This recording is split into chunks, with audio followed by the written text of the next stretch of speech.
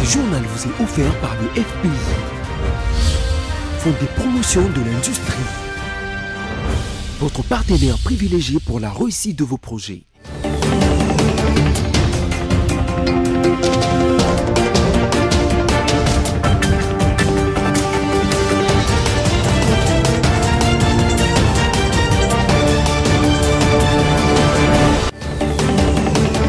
Merci d'être au rendez-vous avec la rédaction. Mesdames et messieurs, bienvenue à ce nouveau numéro du journal sur BSC Télévision, dont voici le principal titre. Conduit par Denis Kadima, tous les membres du bureau et ceux de la plénière de la Commission électorale nationale indépendante CENI ont été reçus ce mardi 12 avril 2022 en audience par Christophe Mbosso Kodia, président de l'Assemblée nationale. Et puis le Premier ministre Jean-Michel Sama Lukonde séjourne depuis le week-end dernier à Goma, dans la province du Nord Kivu. Encore une fois, bienvenue dans ce journal. Conduit par Denis Kadima, tous les membres du bureau et ceux de la plénière de la Commission électorale nationale indépendante CENI ont été reçus ce mardi 12 avril 2022 en audience par Christophe Mbosso Kodia, président de l'Assemblée nationale, qui était par la circonstance entouré de tout le bureau. Suivez.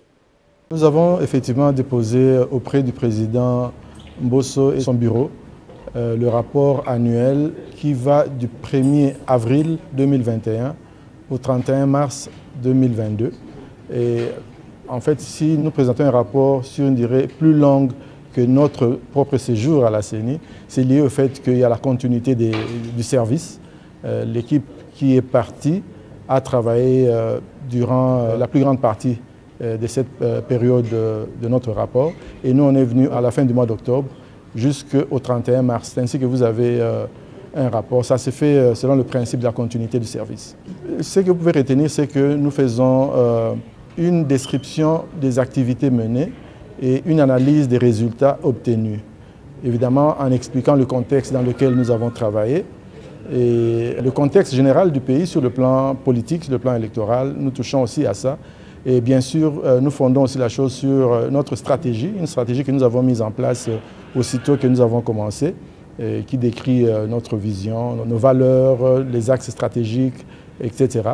Donc c'est plus ou moins ça, mais évidemment, le rapport devra être lu par l'Assemblée nationale. Donc je ne peux pas aller plus en détail que cela. La CENI a l'ambition d'organiser des élections de bonne qualité, et à temps, c'est-à-dire selon les délais constitutionnels. Nous n'allons pas le faire dans la précipitation, mais en fait nous travaillons au-delà des heures normales de travail. Je peux vous dire que même ce week-end, nous avons travaillé aussi bien samedi que dimanche.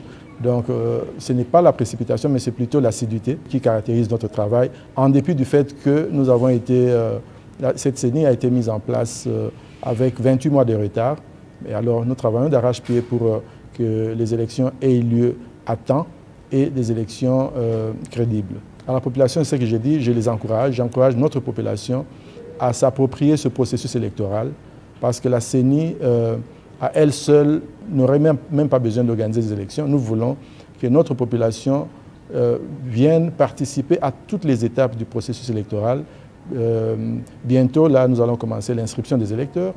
Il faudra que l'électorat vienne s'inscrire et évidemment, on aura d'autres étapes, campagne électorale, le scrutin eux-mêmes. Donc tout ce que nous demandons à notre population, de s'approprier ce processus parce que ce processus n'a de sens que si notre peuple y participe. Et voilà, le Premier ministre Jean-Michel Sama Lukonde séjourne depuis le week-end dernier à Goma, dans la province du Nord Kivu. Ce mardi, devant la presse, le chef de l'exécutif national a expliqué les pour de sa venue dans cette partie du pays en proie à l'insécurité. Suivez ces reportages de nos confrères sur place. Mesdames et messieurs de la presse ainsi que toute l'assistance, face au chevalier de la plume, du micro et de la caméra, le Premier ministre a rappelé les différents axes de sa mission à Goma, dans le Nord Kivu. Nous revenions ici dans la province du Nord Kivu de par le souci que nous avons pour les populations de cette province soucis liés directement aux questions sécuritaires. Très prochainement, nous allons accueillir ici en République démocratique du Congo Sa Sainteté le pape François, et donc des sites qui ont été ciblés devaient faire partie de mes visites. Nous avons pu rencontrer la société civile, nous avons pu rencontrer les chefs coutumiers, mais aussi les autorités provinciales. Jean-Michel Samalukonde a répondu aux différentes préoccupations de journalistes au sujet de l'état de siège de ZADF M23, installation du chef coutumier de Bokoumou, mais aussi la prise en charge de militaires engagés au front. Lorsque nous avons rencontré les chefs coutumiers, ils nous ont bien sûr posé cette question de légitimité du chef de Bokoumou, et après analyse, une réponse a été donnée et cette installation va se faire vraiment dans les jours qui suivent. Nous donnons toujours un message à tous nos partenaires de nous accompagner dans ce processus de pacification vis-à-vis de ce groupe. En sécurité, les forces armées ont libéré ce mardi 12 avril 2022 le 4 membre de la Task Force, dont Thomas Lubanga, de mai de miliciens Codeco en Ituri. Une libération rendue possible grâce à l'opération baptisée Tombeau et vide menée par les unités spéciales de l'armée congolaise. Aussitôt libérés, ces membres de la Task Force ont été présentés au gouverneur militaire de l'Ituri. Suivez. Une fois de plus, les forces armées ont pris de l'ascendance sur les forces du mal en Ituri. Les vaillants militaires de forces armées ont libéré 4 membres de la Task Force, dont Thomas Lubanga, grâce à l'opération dénommée le Tombeau est vide, menée par les unités spéciales de l'armée vers 2 h du matin de ce mardi 12 avril dans le secteur de Walendu-Diati, en territoire de Djougou. Ces 4 ex-otages ont été présentés au gouverneur militaire avec les 4 autres relâchés ULIAP. Thomas Lubanga, coordonnateur de la Task Force, félicite les forces armées pour leur professionnalisme lors de ces opérations. L'émotion est tellement grande que je manque de mots pour remercier et féliciter notre armée. Nous étions dans le goulot d'étranglement. Il n'y avait plus d'issue pour nous. Vu les enchères qui étaient montées autour de nos personnes, nous constituons pour nos ravisseurs des trophées avec lesquels ils pouvaient faire des chantages autant qu'ils le voulaient. Et pendant des mois, une coordination parfaite de nos forces armées. Nous avons bénéficié des orientations véritablement professionnelles. Tout était mis en œuvre pour que notre libération puisse réussir. Et c'est une libération de guerriers, c'est une libération de bravoure. Et franchement, la Task Force est fière de notre armée. Une libération saluée par les habitants de l'Ituri. Je remercie Dieu parce que mon leader détenu depuis 2 mois par les éléments des Codeco sont de retour parmi nous. En tout cas, ça fait notre joie. Pour les gouverneurs militaires de la province de l'Ituri, l'opération menée par les forces armées ayant abouti à la libération de 4 otages est un signal fort aux groupes armés car on ne combat jamais la République, a dit le lieutenant-général Luboya Kashamadjoni, commandant des opérations. L'État reste toujours l'État. On ne peut pas combattre l'État. Quel que soit le temps, l'État a toujours les moyens pour rétablir l'ordre. Nous avons voulu montrer que nous, on n'est pas pour la destruction, nous, on est pour la construction. Voilà pourquoi est-ce que nos forces spéciales sont allées là-bas avec des consignes bien spécifiques. Allez, ne tuez pas, prenez seulement nos gens, revenez avec eux. Et voilà les armes des gardiens. Disons-le, cette opération menée par l'armée régulière pour libérer les otages s'inscrit dans le cadre de sa mission régalienne. Signalons que les forces armées viennent d'être renforcées avec les armes d'appui pour galvaniser les opérations de neutralisation contre les groupes armés locaux et étrangers à l'esprit et à la lettre de la volonté manifeste du président de la République, commandant suprême des forces armées et de la police nationale congolaise, Félix Tshisekedi Tshilombo. Autre chose dans ce journal, c'était un accueil triomphal qui a été réservé à Salomon Idi Kalonda à son arrivée à Kindu au Maniema mardi 12 avril 2022. Salomon Kalonda est venu pour préparer le terrain à son leader Moïse Katumbi vu que les élections de 2023 pointent à l'horizon. Suivez les détails. Salomon Idi Kalonda, conseiller spécial politique de Moïse Katumbi, a été accueilli triomphalement par une foule immense à Kindu dans la province de Maniema mardi 12 avril. Ce cadre d'ensemble pour la République était accompagné du coordonnateur de la cellule d'appui d'implantation de cette formation politique, Olivier Kamitatou. Kindu était en ébullition, c'est à l'arrivée de Salomon Kalonda qui est venu pour baliser le chemin de son leader Moïse Katumbi. Dans son fief, toutes les couches sociales de la population se sont mobilisées pour un accueil à la hauteur de cette personnalité stratégique de Katumbi. De bon augure pour sa formation politique Ensemble pour la République et son potentiel candidat aux élections présidentielles de 2023. La présidentielle, les législatives et les provinciales de 2023 RDC annonce déjà ses couleurs avec une campagne électorale qui sera mouvementée l'année prochaine. Différents états-majors dans l'arène politique congolaise sont dans une certaine répétition générale en attendant le moment M dans une année. Le parti du chairman Moïse Katumbi s'y prête très bien dans cet exercice politique de haute facture, question de partir en pole position comme dans une course de MotoGP. Qui veut aller loin ménage sa monture, dit-on.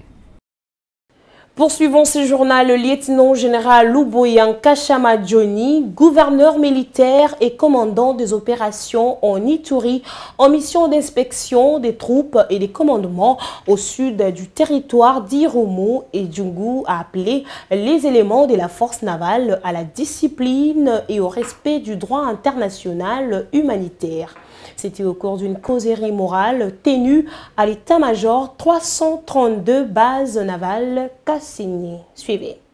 À Kasseni, chef-lieu du secteur de Baïmansid, situé à environ 55 km de Bounia, le gouverneur militaire et commandant des opérations en Ituri a également tenu une causerie morale à l'intention des officiers, sous-officiers, caporaux et matelots du 332e base navale déployée dans cette région du lac Albert. Occasion pour le lieutenant-général Louboyan Kachama Johnny de réitérer les instructions et directives du chef d'état-major général de FRDC, le général d'armée Célestin Balamousense, c'est la conduite des opérations en cette période de l'état de siège. Problème sous na linga qui n'a insisté c'est la discipline na tracasserie wana. Na ba barrière, na mai. Poza na kati ya mai, s'il vous plaît, botika makamba ko déranger population. Soyez en étroite collaboration avec la population.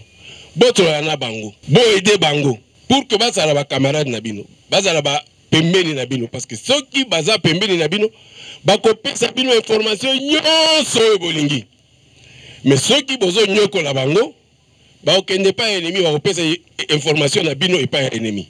La collaboration entre les FRDC et la population, règle d'or pour la réussite des opérations contre les miliciens Codeco et d'autres groupes armés auteurs de violences dans la province, doit être privilégiée, a dit avec insistance le commandant des opérations militaires en Ituri. Excellence, Monsieur le gouverneur militaire de la province de l'Ituri, mon général, officiers, sous-officiers, soldats et matelots, garnison Kasseni et Chomia, ont bien suivi votre adresse. Rappelons que la force navale est parmi les 3 forces au sein de FRDC, à l'instar de forces terrestres et aériennes, qui appuient les opérations dont les résultats sont de plus en plus probants au bord du lac Albert, en territoire de Djoukou et du Rumu. Mesdames et messieurs, place à présent à la revue de presse rendue par Josué Kalamba.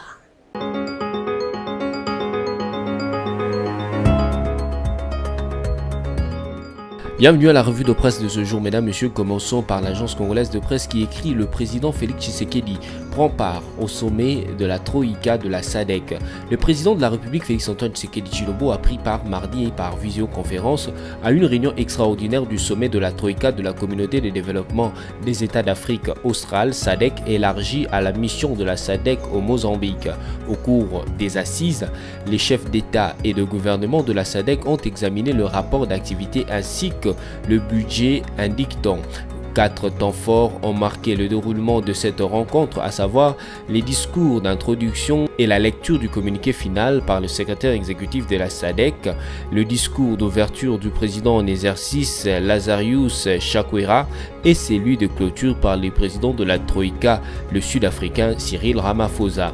Poursuivons avec Forum des As qui note en grand titre: la gouverneure de la BCC salue les efforts du Sénat dans l'augmentation des recettes additionnelles pour l'exercice 2022. Les Sénats et la Banque centrale du Congo réfléchissent sur les mécanismes à mettre en place pour renforcer la résilience de l'économie congolaise en vue d'atténuer les répercussions de la guerre en Ukraine sur l'économie de la RDC. C'est dans ce cadre que s'inscrit l'échange d'hier mardi 12 avril au Palais du Peuple entre le président de la Chambre haute du Parlement Modeste Bahati Lukwebo et la gouverneure de la BCC Marie-France Malungu. Le président du Sénat a convié la patronne de l'Institut des missions à échanger principalement sur l'incidence de la guerre russo-ukrainienne sur la situation économique de la RDC. L'occasion faisant le larron, plusieurs autres sujets liés à la vie économique de la RDC ont également été débattus au cours de cette audience. Terminons par Okapi.net. Équateur, 2 morts dans des échauffourées entre étudiants et policiers à Mbandaka.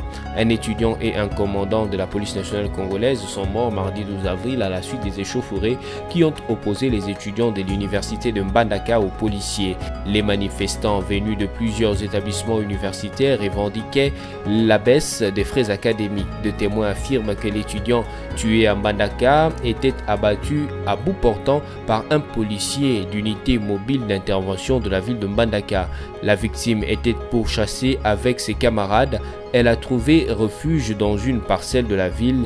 Une balle perdue d'un policier a d'abord percé l'étudiant au bras avant d'atteindre son commandant d'opération qui était grièvement blessé. C'est par ici que s'achève cette revue de presse. Merci de l'avoir suivi.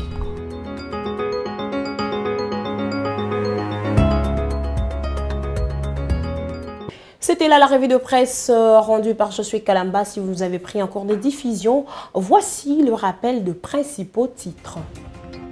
Conduit par Denis Kadima, tous les membres du bureau et ceux de la plénière de la Commission électorale nationale indépendante CENI ont été reçus ce mardi 12 avril 2022 en audience par Christophe Mbosso Kodia, président de l'Assemblée nationale. Et puis le Premier ministre Jean-Michel Samalou Kondé séjourne depuis le week-end dernier à Goma, dans la province du Nord Kivu. Mesdames et messieurs, ce journal qui a été préparé par l'ensemble de la rédaction de BSC Télévision est complètement terminé. Merci à vous de l'avoir suivi, mais surtout, restez-nous fidèles.